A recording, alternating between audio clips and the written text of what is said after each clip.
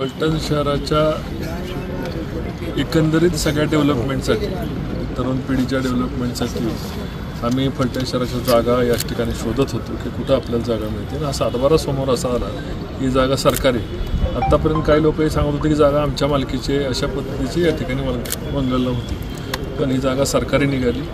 आणि मला अत्यंत आनंद होतो आहे की फलटण शहरामध्ये जवळपास 6 एकराचं हे या ठिकाणी जागा मिळाल्यामुळे लवकरात लवकर या ठिकाणी स्टेडियम करण्याकरताचा निधी या ठिकाणी आम्ही आणि आमदार महोदय दोन्ही मिळून याला पैसे लवकरात लवकर आणू आणि फलटण शहराला हे घोडसली मैदान हे खुलं करून देऊ, जेणेकरून सर्व मुलांना या ठिकाणी हॉकी असेल किंवा अन्य खेळ, क्रिकेट असेल, फुटबॉल असेल, हे खेळता येईल.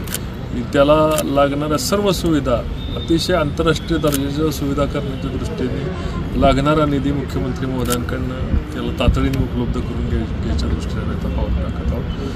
आणि ही जागा, एवढी मोठी जागा खुली फलटण शहरामध्ये मिळाल्यामुळं आज फलटण शहरातल्या प्रत्येक नागरिकाचं स्वप्न या स्टेडियममुळं साकार होणार आहे. याचा मला अत्याधिक 9 वर्षाच्या निमित्त हे मिळालेला सातबारा अत्यंत आनंददायी असा हा सातबारा मिळालेला आहे.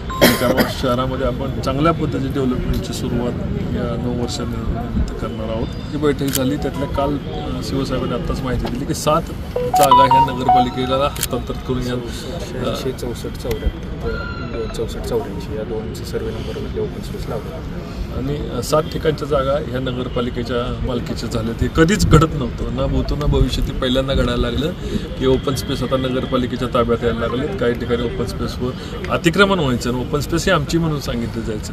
तसंच एक घोडसली मैदान हे कलेक्टर सातारा या ठिकाणी सरकारच्या नावे असणारी सुद्धा आमच्या प्रायव्हेट प्रॉपर्टी अशा प्रकारचं सांगण्यात यायचं. आज फलटण शहराला ही जागा खुली करताना मनस्वी आनंद आम्हाला या ठिकाणी आहे आणि याच ठिकाणी लवकरच स्टेडियमची उभारणी करण्यात येईल अशा प्रकारची ग्वाही आम्ही देतो.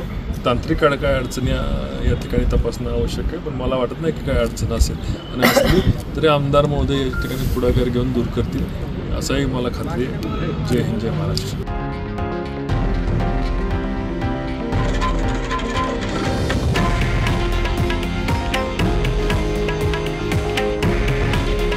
हे आहे देशातील नंबर 1 न्यूज नेटवर्क आणि आपण पाहत आहात TV9 मराठी.